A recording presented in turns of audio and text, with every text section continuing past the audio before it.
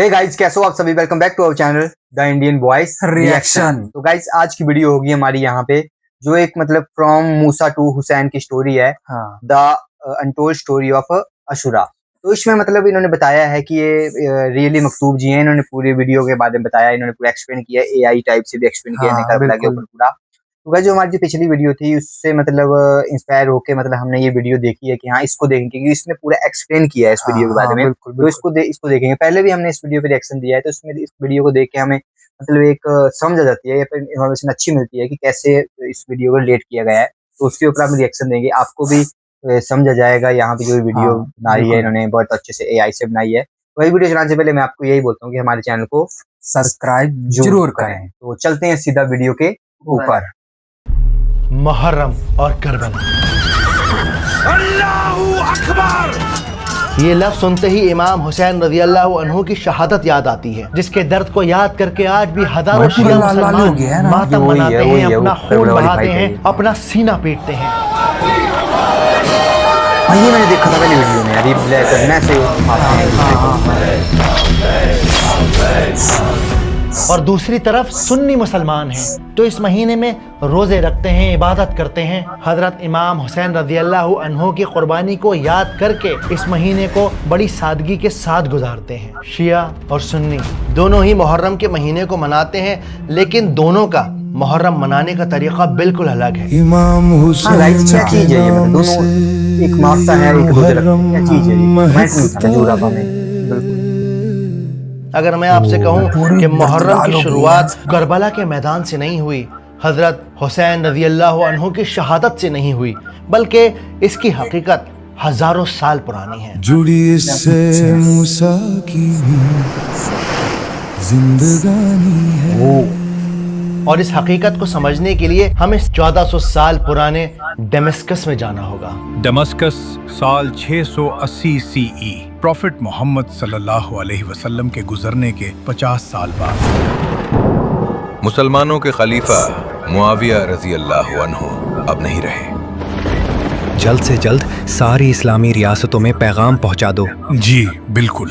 खलीफा की तदफीन ज़ोहर की नमाज के फौरन बाद की जाएगी। दमिश्कस की मस्जिदों में ज़ोहर के वक्त जनाजे का ऐलान हो गया। इसकी वजह से फाइट हुई थी।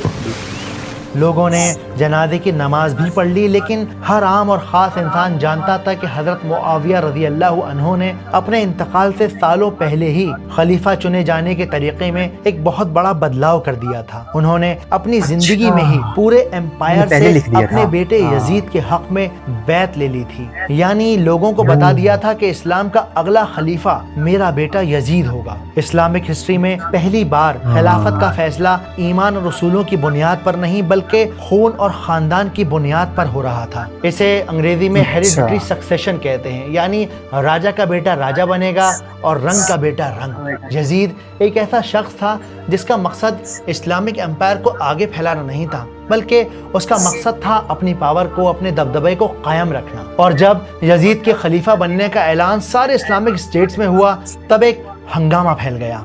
मक्का से लेकर मदीना तक, शाम से लेकर इराक तक लोगों में सरगोशियां होने लगी। ऐ लोगों सुनो, आज से मुसलमानों के नए खलीफा हजरत मुआविया के बेटे यजीद होंगे। ये क्या बात हुई? इस्लाम हमें इसकी इजाजत नहीं देता, ये सरासर गलत है। ये रसूलुल्लाह का तरीका नहीं है। क्या हुसैन को इसकी खबर है? दीन का मजाक बना दिया है, हद हो गई। मेरा ख्याल है हमें इमाम हुसैन के जवाब का इंतजार करना चाहिए। ठीक कहते हो, उसके बाद ही कुछ कहना ठीक होगा। इमाम हुसैन रज़ी अल्लाह अन्हु को जब यजीद के खलीफा बनने की खबर मिली, तब उन्होंने यजीद को खलीफा मानने से सिरे से इनकार कर दिया। इमाम हुसैन इस्लाम के चौथे खलीफा हजरत अली रज़ी अल्लाह अन्हु के छोटे बेटे थे। ये वही हुसैन थे जिनके बारे में आपने फरमाया कि हसन और हुसैन इस दुनिया में मेरे दो महकते फूल हैं। ये वही हुसैन थे जिनके वजूद में आप सल्लल्लाहु अलैहि वसल्लम की झलक दिखती थी। ये वही हुसैन थे जिन्होंने कभी किसी के साथ नाइंसाफी नहीं की और ना किसी पे जुल्म होते देखकर खामोश रहे, और इसीलिए उन्होंने यजीद की खिलाफत को सिरे से नकार दिया, मना कर दिया। इमाम हुसैन रज़ी अल्लाह अन्हु के इनकार से पूरे अरेबियन पेनिनसुला में सारी इस्लामिक स्टेट्स के अंदर एक खलबली मच गई। क्या यजीद वाकई खलीफा बनने के लायक है? मैं उसे अपना खलीफा नहीं मानता। آپ کے ماننے یا نہ ماننے سے کوئی فرق نہیں پڑتا. اگر کرسی پیاری ہے تو یزید کا ساتھ دیجیے. حسین تو پیغمبر کے نواسے ہیں. اگر وہ انکار کر رہے ہیں تو پھر ہم یزید کو اپنا خلیفہ کیسے مان سکتے ہیں؟ بات تو آپ کی ٹھیک ہے. حسین کی رگوں میں حق اور نبی پاک کا خون شامل ہے. ان کی بات کو یوں نظر انداز نہیں کیا جا سکتا. یزید نے لاکھوں کوششیں کی کہ کسی صورتحال امام حسین کسی طرح سے یزید کو اپنا خلیفہ مان لیں تاکہ اسلامک امپائر کے اندر یہ جو کھلبلی مچی ہوئی ہے اسے کنٹرول کیا جا سکے. لیکن امام حسین اپنی بات سے ٹس سے مس نہ ہوئے اور اسی بیچ کوفہ کے ایلیٹس نے اونچے عہدوں پر بیٹھے ہوئے لوگوں نے امام حسین کو خط لکھنا شروع کر دیے. ان طاقتور لوگوں نے اپنے خطوں میں لکھا کہ اے حسین، ہمارے پاس کوئی امام نہیں. یزید کا ظلم حد سے پار ہو گیا ہے. اسلام کے جن اصولوں پر ریاست بنائی گئی تھی یزید انہی اصولوں کو توڑ رہا ہے. ہم کافی وقت سے آپ کو خط لکھ رہے ہیں. آپ پیغمبر اسلام صلی اللہ علیہ وسلم کے نواسے ہیں. ہمیں آپ کی ضرورت ہے. اسلام کو آپ کی ضرورت ہے. اگر آپ ہی حق کا پرچم نہیں اٹھائیں گے تو پھر عام لوگ حق کے لیے آواز کیسے اٹھائیں گے؟ ہم آپ کے ساتھ ہیں، آپ کے وفادار. امام حسین نے ان خطوں کو حجت تمام مانا، یعنی کہ فائنل آرگیومنٹ مانا. امام حسین کو لگا کہ اگر وہ ان خطوں کا جواب نہ دیں یا پھر ان لوگوں کے پاس واپس کوفہ لوٹ کر نہ جائیں تو لوگ کہیں گے کہ ہم نے تو آپ کو بلایا تھا لیکن امام آپ ہی نہیں آئے. اور پھر اس کے بعد امام حسین نے اپنے کچھ ساتھیوں کو لے کر کوفہ کا سفر شروع کر دیا.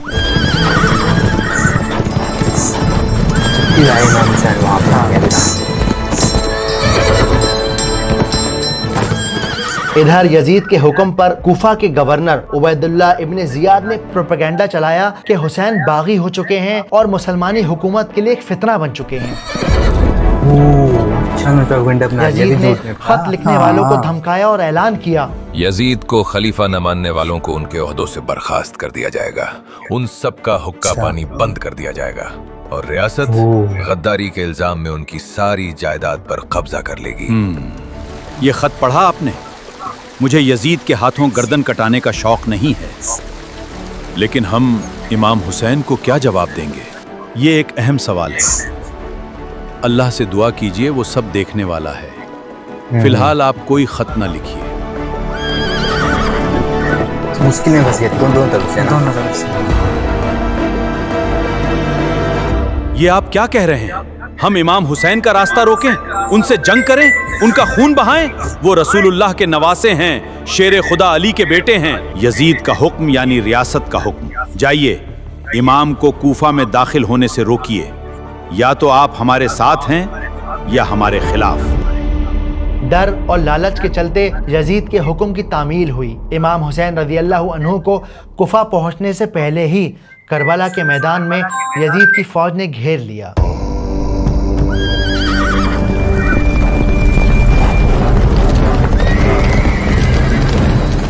یہ اپنے آپ میں کتنا بڑا دھوکہ تھا کہ جو لوگ کل تک خط لکھ رہے تھے، امام حسین کو بلا رہے تھے، آج وہی لوگ یزید کی فوج میں تلواریں لے کر امام حسین رضی اللہ عنہ کے خلاف کھڑے تھے.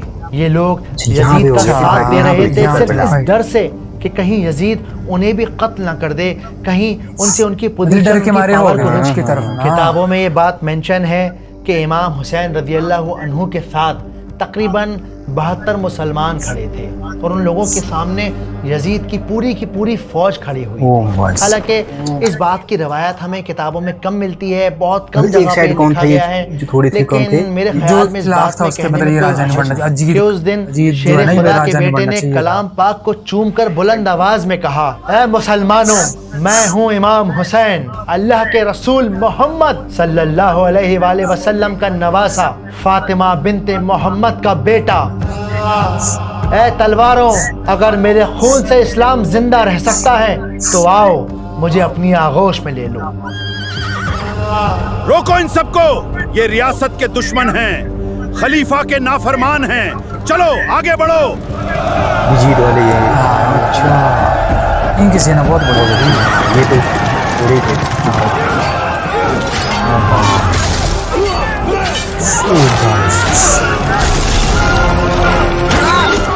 اللہ اکبر.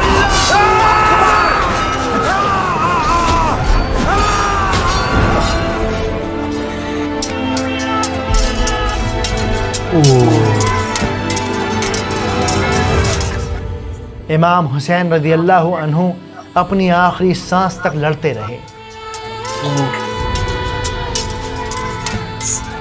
लेकिन यजीद की फौज ने उन्हें और उनके साथियों को शहीद कर दिया। इस जंग में कुछ गिने चुने लोग ही सरवाइव कर पाए। किताबों में ये बात तक मेंशन है कि यजीद ने इमाम हुसैन रज़ी अल्लाह अन्हु को और उनके साथियों को पानी तक न दिया था और प्यास की तड़पती हुई हालत में आपको शहीद किया था।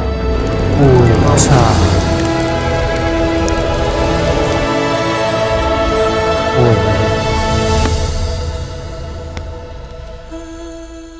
10 मुहर्रम यानी अशूरा के रोज़ ये करबला का वाक़या हुआ। उस दिन यजीद के हाथ में कुर्सी और ताकत तो आ गई, लेकिन उसके बावजूद भी हिस्ट्री के पन्नों में यजीद की पहचान एक जालिम के तौर पर दर्ज हो गई। हाँ भाई तो होनी थी फिर, जब इतना मतलब अन्याय होना है तो कलंक तो लगेगा ही। खलीफा यजीद सलामत रहे, आपकी उम्र दराज हो। करबला हो या बहरे अहमर, खुदा का इंसाफ बर। इस वीडियो से लग रहा है पता कि क्या दूसरी हुआ तरफ था। इमाम हुसैन रज़ी अल्लाह अन्हु अपनी जिंदगी गंवा कर भी सब कुछ गंवा गए। हुसैन जिंदाबाद, हुसैन जिंदाबाद। और इसी शहादत को याद करके 10 मुहर्रम के रोज न जाने कितने सारे मुसलमान मातम मनाते हैं, गली गली ताजिए कब निकालते मनाते हैं ये हैं। मातम? छोटे छोटे ब्लैक बच्चे से भी वाले, आप हाँ। पूछेंगे ना कि भाई मुहर्रम क्यों मनाते हैं, तो उनमें से ज्यादातर का जवाब होगा कि ये इस हुआ ना। दिन इमाम हुसैन को शहीद किया गया था। करबला से आज तक हक की ये जंग जारी।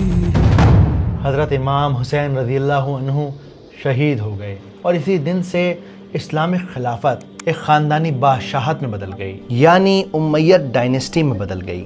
हज़रत मुआविया रज़ी अल्लाह अन्हु के ज़रिए लिया गया एक फ़ैसला जहां तक़वे और मेरिट की बुनियाद पर नहीं बल्कि खून की बुनियाद पर खलीफा को चुना गया। बहुत सारी किताबों में ये बात भी मेंशन है कि हज़रत मुआविया रज़ी अल्लाह अन्हु के ज़रिए लिया गया ये फ़ैसला कि खिलाफत उनके बेटे को मिले, वो असल में एक बहुत बड़े इस्लामी फितने को रोकने के लिए किया गया था। वजह जो भी रही हो, लेकिन हकीकत यह है कि इस्लामिक हिस्ट्री के अंदर ये एक बहुत बड़ा मोड़ था, एक ऐसा मोड़ जिस पर हमने करबला की शहादत देखी। हालांकि बहुत सारे लोग ये समझते हैं कि मुहर्रम की जो हुर्मत है वो करबला की वजह से है, इमाम हुसैन रज़ी अल्लाह अन्हु की शहादत की वजह से है। मुहर्रम असल में होता क्या है, इसको समझने के लिए हमें हज़ारों साल पहले उस दौर में जाना होगा जब ना इंसान था ना इंसान की परछाई, जब अल्लाह सुब्हानहू व तआला ने ये ज़मीन और आसमान बनाए। असल में तब से ये महीना मुहर्रम अल्लाह सुब्हानहू व तआला के नज़दीक है। मुहर्रम का लफ्ज़ निकला है लफ्ज़ हुर्मत से, जिसका मतलब होता है सेक्रेट यानी पाक महीना। अल्लाह सुब्हानहू व तआला ने कुरान मजीद में 4 महीनों को पाक महीना करार दिया है। सबसे पहले है ज़ुल्क़ादा, ज़ुल्हिज्जा, मुहर्रम और रजब। ये 4 महीने इतने पाक महीने हैं कि अरब के बद्दू इन महीनों में अपनी तलवारें मयान में रख देते थे ताकि लोग बिना डर के सफ़र कर सकें, बिजनेस कर सकें, इबादत कर सकें। बाकी और महीनों में गुनाह करने पर और अच्छाइयाँ करने पर अल्लाह सुब्हानहू व तआला की तरफ से सज़ा भी मिलती है और सवाब भी मिलता है।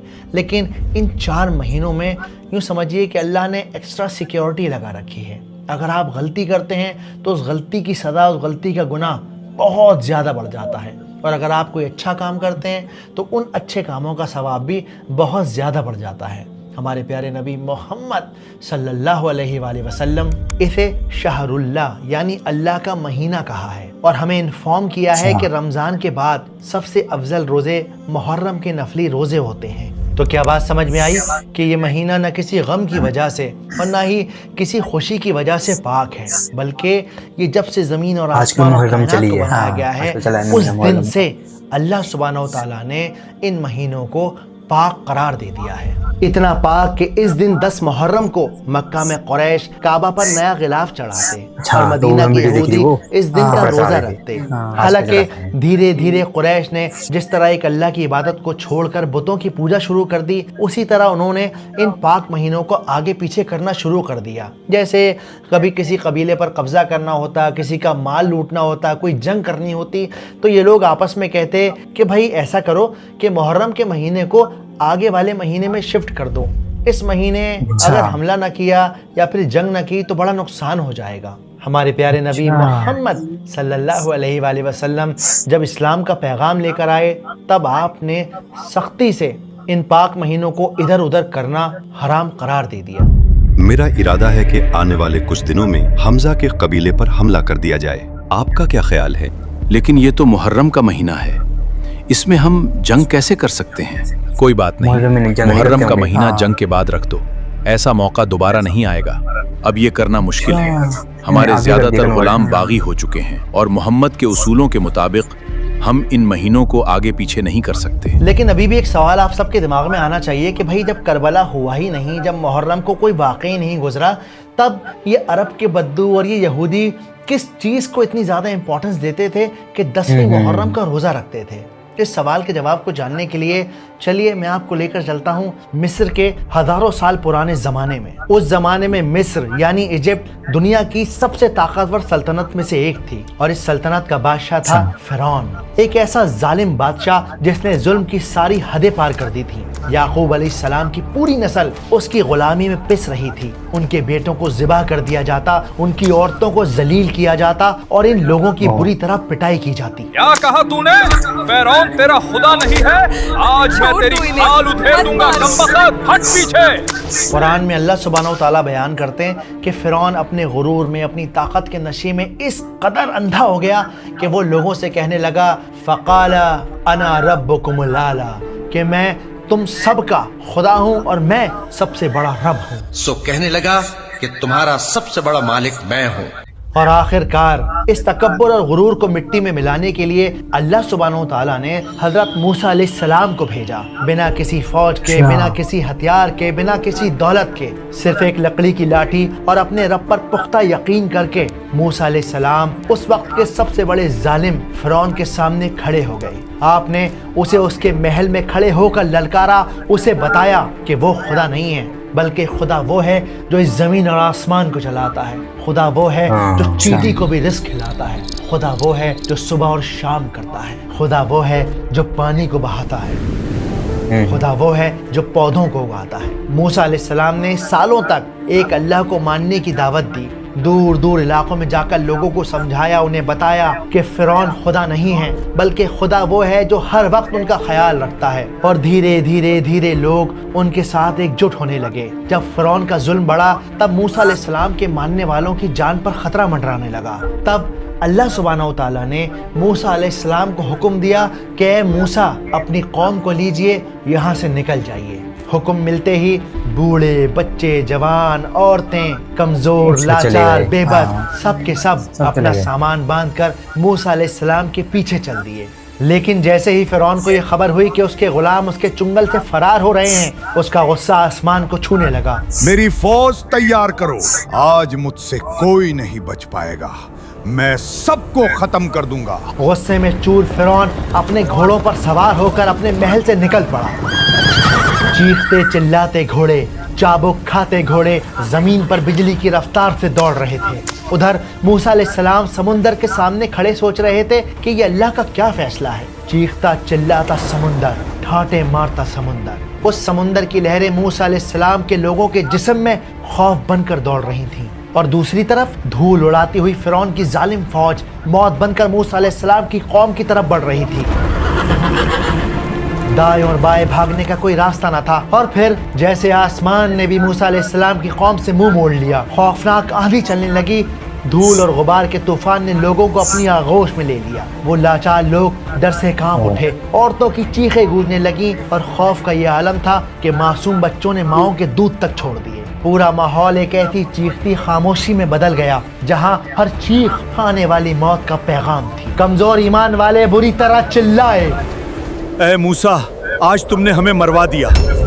मूसा अलैहिस्सलाम लोगों की बात सुनकर जरा न घबराए, बल्कि आपके चेहरे के ऊपर खौफ की एक शिकन तक न आई। आपने मुस्कुराकर कहा, कल्ला इन्ना माया रब्बी सयादीन, मेरा रब मेरे लिए रास्ता जरूर निकालेगा। तो मूसा के साथी कहने लगे कि हम तो पकड़ लिए गए। मूसा ने कहा, हरगिज नहीं, मेरा परवरदिगार मेरे साथ है, वो मुझे रास्ता बताएगा। उस वक्त हमने मूसा की तरफ वही भेजी कि अपनी लाठी समंदर पर मारो जैसे ही वो लाठी पानी पर पड़ी, पानी दो टुकड़े हो गया। दीवारों की तरह, पहाड़ों की तरह समुंदर का पानी दोनों तरफ खड़ा हो गया और उस गहरे समुंदर के बीच में सूखी जमीन का एक रास्ता खुल गया। मूसा अलैहिस्सलाम अपनी कौम के साथ उस रास्ते पर उतर गए। मूसा अलैहिस्सलाम को देख फिरौन भी अपनी फौज के साथ उसी समुंदर वाले रास्ते पर उतर पड़ा। और जब फिरौन ठीक बीच में था, उसी लम्हे पानी ने फिरौन को, उसकी सल्तनत को, उसके गुरूर को अपनी आगोश में ले लिया। Tata bye bye.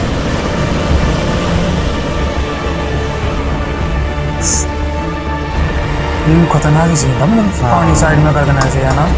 ये रियली ऐसा हुआ था।